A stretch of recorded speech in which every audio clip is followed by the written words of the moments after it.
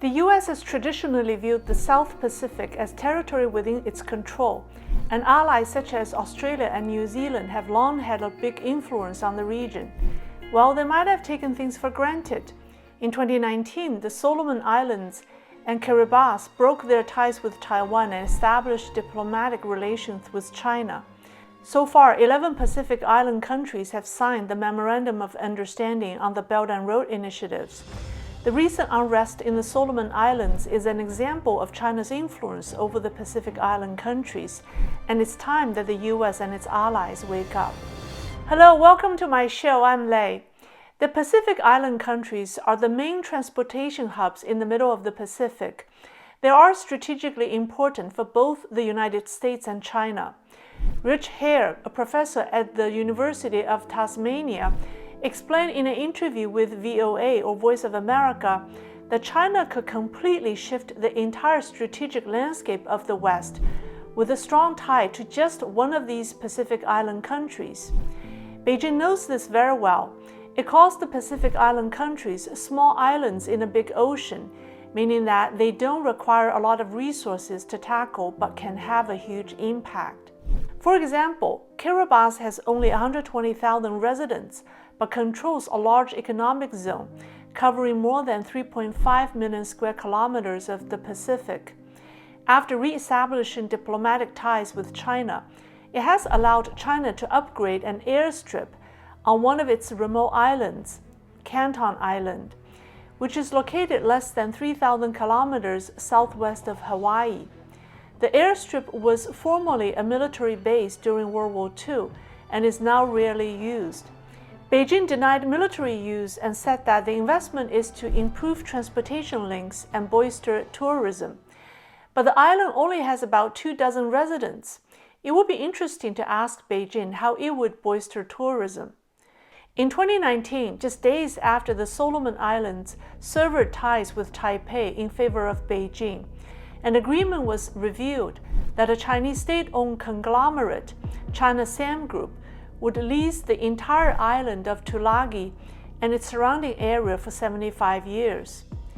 Before World War II, Tulagi was the capital of the Solomon Islands, and during the war, it became the headquarters of the Japanese Army in the Pacific. Tulagi's natural deep-water port across the sea from Guadalcanal Island makes it a strategic island. After the attack on Pearl Harbor, the Allied forces launched the first land offensive against Japan, the famous Battle of Guadalcanal. After the Japanese withdrew, Guadalcanal and Tulagi were developed into major bases supporting the Allied forces.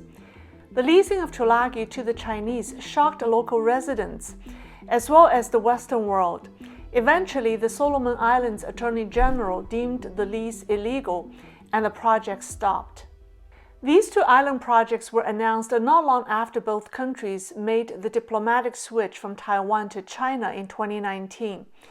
And the West didn't pay enough attention then. In February, 5 countries, Micronesia, Palau, the Marshall Islands, Nauru, and Kiribati, collectively withdrew from the 14-country Pacific Island Forum due to dissatisfaction over the election of the Secretary General. A researcher at China's Marine Strategy Institute pointed out that it was this division, which directly targeted Australia, that caused the United States to become vigilant. In August, Joe Biden delivered a pre-recorded video speech at the forum, the first time a sitting U.S. president has ever addressed the Pacific Island Forum. As heads of state and politicians are now exercising their diplomatic muscles to contain enemies or competitors, the people in the Pacific Island countries, however, have grown impatient, and that's what happened recently in the capital of the Solomon Islands, Honiara, in late November. After the islands severed ties with Taiwan and established diplomatic relations with China in 2019, Daniel Sudani, who is the premier of Malaita, the most populous province or island, has been at the center of the resistance and insisted that his province will stay free of China's influence. He has remained close to Taiwan and refused Chinese investments. Australian media reported that bribes were allegedly paid to Malaysian provincial members trying to topple Sudani. Demonstrations in the capital broke out for 2 days last week, with people demanding the resignation of the pro-Beijing Prime Minister. The demonstrations turned into a riot that resulted in the burning of nearly all the buildings in Chinatown, except for one building that hung the flag of Taiwan. Daniel Sudani gave his reason for not working with the CCP. He said that if you work with authoritarian governments, you become more authoritarian. His comment nailed the issue behind the unrest. Let's take a look at how the CCP has turned a democratic country into a quasi-CCP state. In June this year, Sudani was suspected of having a brain tumor and was advised to seek treatment abroad. The treatment in Australia would cost him $92,000, that's US dollars. So he reached out to the central government for financial help. He was advised that financial assistance would be conditional on a public handshake between him and the Prime Minister. Sudani refused, and he went to Taiwan for treatment. His medical visit to Taiwan caused the Chinese embassy in Honiara to raise concerns with the Sagavere government for violating One China policy. Despite criticism and opposition, Prime Minister Manasseh Sagavere called his breaking away from Taiwan as being on the right side of history. To me, on the right side of history sounds like an expression taken from a CCP textbook. The Prime Minister has also publicly accused foreign forces opposed to breaking off diplomatic relations with Taiwan as the driving force behind the unrest.